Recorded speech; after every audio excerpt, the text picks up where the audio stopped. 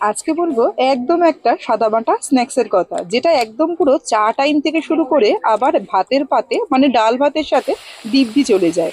খেতে এত সুন্দর হয়, আপনি চা টাইমেও নিয়ে একটুখানি বসতে পারবেন, আবার ডাল ভাতের পাতেও দিব্যি এটাকে খেতে পারবেন।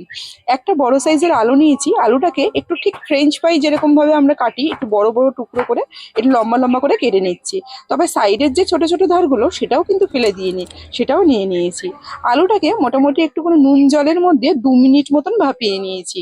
2 মিনিট মতন ভাপিয়ে নিলে খুব তাড়াতাড়ি কিন্তু ব্যাপারটা হয়ে যায়। এবার এই ভাপানো আলুটাকে একটু নুন হলুদ দিয়েছি পরিমাণ মতন, 1 চামচ দিয়েছি ধনে গুঁড়ো, একেবারে আলতো হাতে একটু মিশিয়ে নিচ্ছি মশলাটা। এরপরে একটু ঝাল অনুযায়ী ঝাল লঙ্কার গুঁড়ো দিয়েছি, 1 চামচ দিয়ে দিলাম কর্নফ্লাওয়ার, 1 চামচ দিয়ে দিলাম চালের গুঁড়ো, আর 1 চামচ দিয়ে দিয়েছি এখানে বেসন। একেবারে আলতো হাতে সবকটা শুকনো উপকরণকে মাখিয়ে নেব।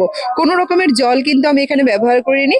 দেখতেই পাচ্ছেন খুব সুন্দরভাবে কিন্তু আলুটার মধ্যে সবকটা কোটিং লাগানো হয়ে গেছে। ব্যাস, এরপর তেলটা গরম করে সবগুলো ফ্রাইকে একটুখানি হালকা মুচমুচে করে ভেজে নিলেই কিন্তু আলুর ফ্রাই হলো একদম রেডি।